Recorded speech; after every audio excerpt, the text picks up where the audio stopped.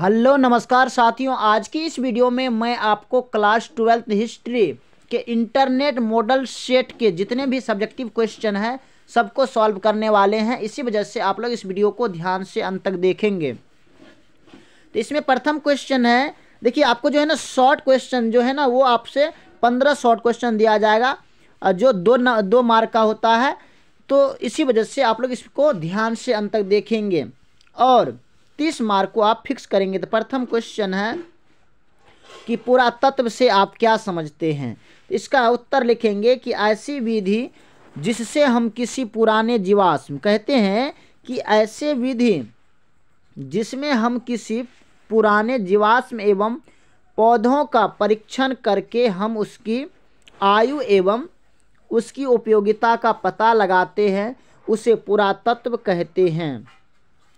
इस विधि का इस्तेमाल वर्तमान समय में बढ़ गया है क्योंकि लोग अपने इतिहास के बारे में जल्दी से जल्दी जानना चाहते हैं ताकि उन्हें अपने जीवन के अर्थ का पता चल सके। कोई भी चीज़ जो बहुत पुरानी हो और समाज के विकास में उसका योगदान हो, इसी तरह की चीज़ों का पता लगाने के लिए पुरातत्व का इस्तेमाल होता है। और नेक्स्ट क्वेश्चन है कि हड़प्पा सभ्यता की जल निकासी प्रणाली का वर्णन करें।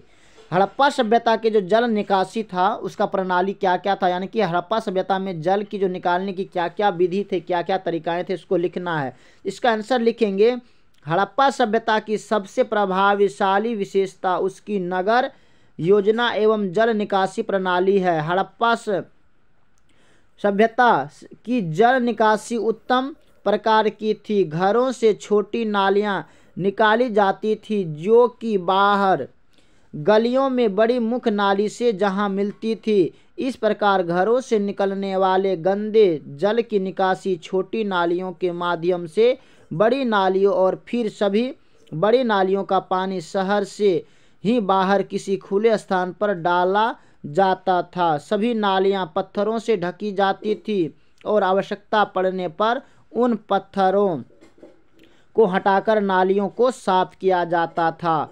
नेक्स्ट क्वेश्चन है कि ईसा पूर्व 6ठी शताब्दी के किन्हीं 4 महाजनपदों का नाम लिखिए। तो इसका आंसर लिखेंगे, ईसा पूर्व 6ठी शताब्दी के 4 महाजनपदों निम्न है। प्रथम है अंग महाजनपद, दूसरा है मगध महाजनपद, तीसरा है वज्जी महाजनपद और चौथा है काशी महाजनपद।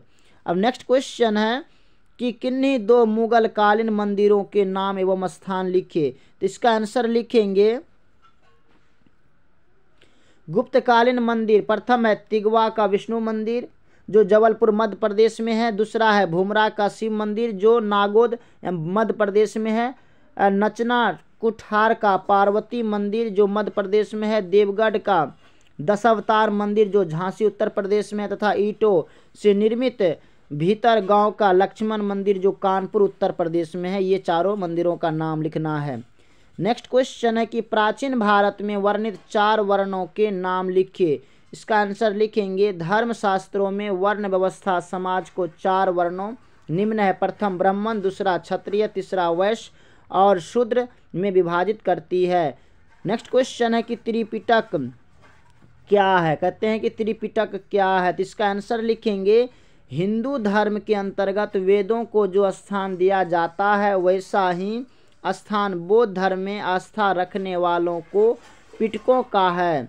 अपने आध्यात्मिक जीवन काल में भगवान बुद्ध ने कुछ भी नहीं लिखा था, यद्यपि उनके प्रमुख शिष्यों ने उनकी शिक्षाओं एवं उपदेशों को सुनकर याद किया और कालांतर में लिखवाया।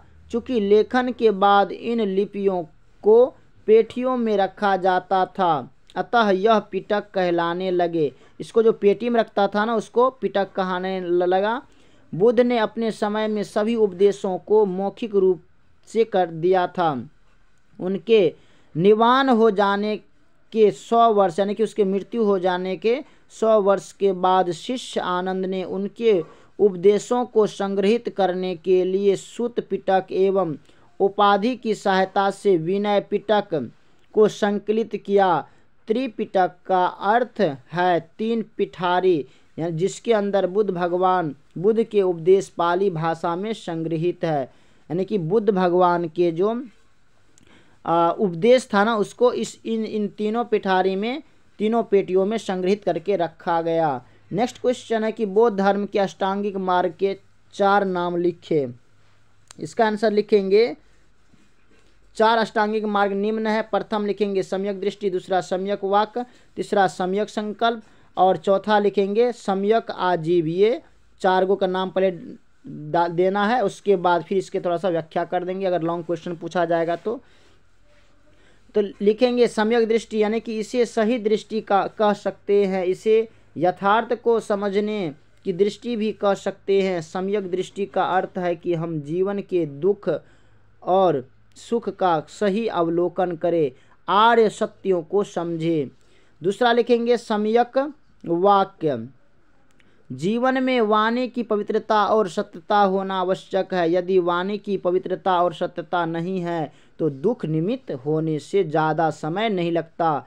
तीसरा है सम्यक संकल्प, जीवन में संकल्पों का बहुत महत्व है। यदि दुख से छुटकारा पाना हो तो दृढ़ निश्चय कर ले कि आर्य मार्ग पर चलना है।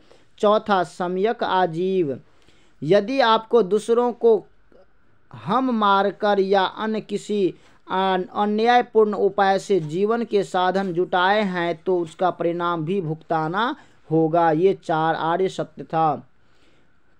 ये 4 जो है ना अष्टांगिक मार्ग में 8 गो है, इसमें 4 गो का आपको वर्णन करना है। नेक्स्ट क्वेश्चन है कि पौलज भूमि से आप क्या समझते हैं। पौलज भूमि, इसका आंसर लिखेंगे पौलज वह भूमि है जिस पर प्रत्येक फसल की अनुक्रमिक रूप से खेती की जाती थी और उसे कभी खाली नहीं छोड़ा जाता था। प्रति वह भूमि है जिसे कुछ समय के लिए खाली छोड़ा जाता था ताकि वह अपनी उर्वरा शक्ति वापस प्राप्त कर सके। और चाचर वह भूमि है जो 3 से 4 वर्षों तक खाली रहती है। नेक्स्ट क्वेश्चन है कि अकबर के किन्हीं 4 नवरत्नों के नाम लिखिए। अकबर के दरबार में 9 नवरत्न थे, जिनमें कह रहे हैं कि 4 नवरत्नों के नाम लिखिए। इसका आंसर लिखेंगे अकबर के नवरत्नों के प्रमुख है राजा बीरबल, दूसरा मियाँ तानसेन, तीसरा अबुल फजल, चौथा फैजी, 5वां राजा मानसिंह, 6ठा राजा टोडरमल, 7वां मुल्ला दो प्याजा, 8वां फ़कीर अजुद्दीन, 9वां अब्दुल रहीम खान एक खाना। अब्दुल रहीम खान एक खाना, आपने रहीमन निज मन की व्यथा मन ही राखे गोय, ये वाला आपने दोहा सुने होंगे। ये रहीम का ही दिया हुआ है। और रहीम जो है ना अकबर के संरक्षक बैरम खां के पुत्र था। और ये तानसेन जो है ना ये इसके गुरु थे संगीत का। नेक्स्ट क्वेश्चन है कि अकबर ने जजिया कर क्यों समाप्त किया, 2 कारण बताएं। इसका आंसर लिखेंगे अकबर ने जजिया कर को इसलिए समाप्त कर दिया क्योंकि अकबर सर्वधर्म समभाव की नीति को अपनाना चाहता था। इसका प्रथम कारण है कि अकबर ने सभी धर्मों हिंदू और इस्लाम दोनों धर्मों के प्रति समान नीति अपनाए। इस कारण अकबर जजिया कर को समाप्त कर दिया। दूसरा, जजिया कर इस्लामी शासकों द्वारा इस्लामी राज्य में गैर इस्लामी लोगों पर लगाया जाता था ताकि जो उन्हें इस्लामी शासन में रहने के एवज में देना पड़ता था। अकबर को ये कर भेदभाव वाला लगा, इसलिए अकबर ने ये कर समाप्त कर दिया। नेक्स्ट क्वेश्चन है कि मुगल कालीन चित्रकला की 2 विशेषताएं लिखे। इसका आंसर लिखेंगे मुगल सम्राटों की चित्रकला में गहरी रुचि थी जिसके कारण उनके शासन में चित्रकला पुनः विकास पक्ष और द्रुत गति के अग्रसर होने लगा। मुगल साम्राज्य के संस्थापक बाबर के शासन से चित्रकला का विकास शुरू हुआ एवं शाहजहां के शासन की समाप्ति तक यह जारी रहा। औरंगजेब कट्टर सुन्नी मुसलमान होने के कारण कुरान के आदर्शों का सुदृढ़ समर्थक था। इसी कारण से वह चित्रकला और संगीत आदि ललित कलाओं का विरोधी था। अतः उसका शासन शुरू होते ही चित्रकला पत्तन के गर्त में गिरने लगी। चित्रकला का विकास वास्तविक रूप से अकबर के शासनकाल में आरंभ हुआ तथा जहांगीर के शासनकाल में चित्रकला अपने चरमोत्कर्ष पर पहुंच गई थी। पर्सी ब्राउन ने इसका समर्थन करते हुए लिखा है कि 16वीं शताब्दी के उत्तरार्ध में अकबर के शासन में ख्याति प्राप्त करती तथा विकसित होती हुई चित्रकला जहांगीर के शासनकाल के अंतर्गत अपने चरमोत्कर्ष को प्राप्त हुई। नेक्स्ट क्वेश्चन है कि आयंगर व्यवस्था क्या था। आयंगर व्यवस्था क्या था, तो इसका करेक्ट आंसर लिखेंगे विजयनगर काल में ग्रामीण प्रशासन की एक अन्य महत्वपूर्ण विशेषता आयंगर व्यवस्था थी। इस व्यवस्था के अंतर्गत एक स्वतंत्र इकाई के रूप में प्रत्येक ग्राम का संगठित किया जाता था, जिस पर शासन के लिए 12 शासकीय व्यक्तियों को नियुक्त किया जाता था। इस 12 शासकीय अधिकारियों के समूह को आयंगर कहा जाता था, यानी कि कर वसूलने के लिए जाता था ना, तो 12 व्यक्ति मिल करके वहाँ का कर वसूलता था, उसको हम आयंगर व्यवस्था कहते हैं। नेक्स्ट क्वेश्चन है कि विरूपाक्ष मंदिर के 2 विशेषताएं लिखिए। इसका आंसर लिखेंगे विरूपाक्ष भगवान शिव का ही एक रूप है। इस मंदिर की मुख्य विशेषता यहाँ का शिवलिंग है जो दक्षिण की ओर झुका हुआ है। पौराणिक कथाओं के मुताबिक रावण जब शिव जी के दिए हुए शिवलिंग को लेकर लंका जा रहा था तो यहाँ पर रुका था। उसने इस जगह एक बूढ़े आदमी को शिवलिंग पकड़ने के लिए दिया था। दूसरा लिखेंगे विरूपाक्ष मंदिर कर्नाटक राज्य के हम्पी में तुंगभद्रा नदी के किनारे पर स्थित एक पवित्र स्थान और ऐतिहासिक स्थल है। 7वीं शताब्दी के दौरान निर्मित किए गए इस मंदिर के इतिहास और सुंदर वास्तुकला के कारण इसे यूनेस्को की विश्व धरोहर स्थल में शामिल किया गया। नेक्स्ट क्वेश्चन है कि किन्हीं 2 सूफी संतों का नाम लिखिए। इसका आंसर लिखेंगे ख्वाजा मोइनुद्दीन चिश्ती, बाबा फरीद, शेख निजामुद्दीन औलिया।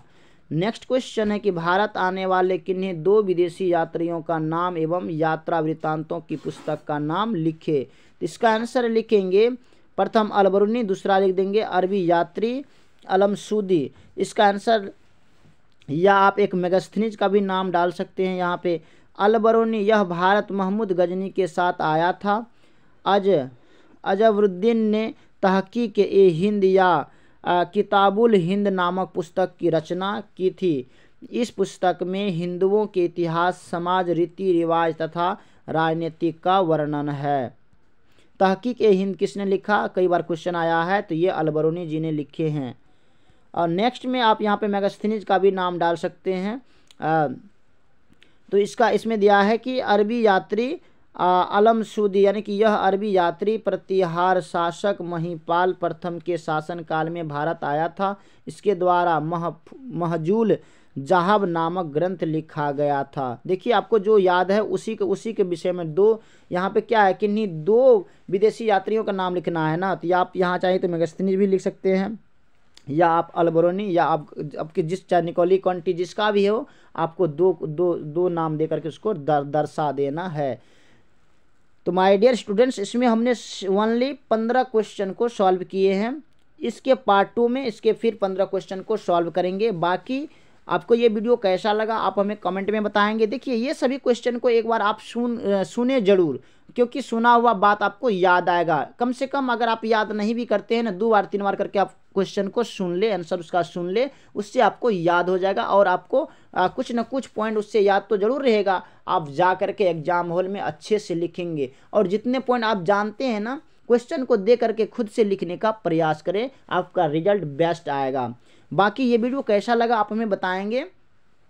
अगर अभी तक आपने हमारे YouTube चैनल को सब्सक्राइब नहीं किए हैं तो प्लीज़ सब्सक्राइब करेंगे, लाइक करेंगे और अपने दोस्तों को भी शेयर करेंगे। बाकी thanks very much, all the best. फिर मिलते हैं आगे की वीडियो में, तब तक के लिए जय हिंद।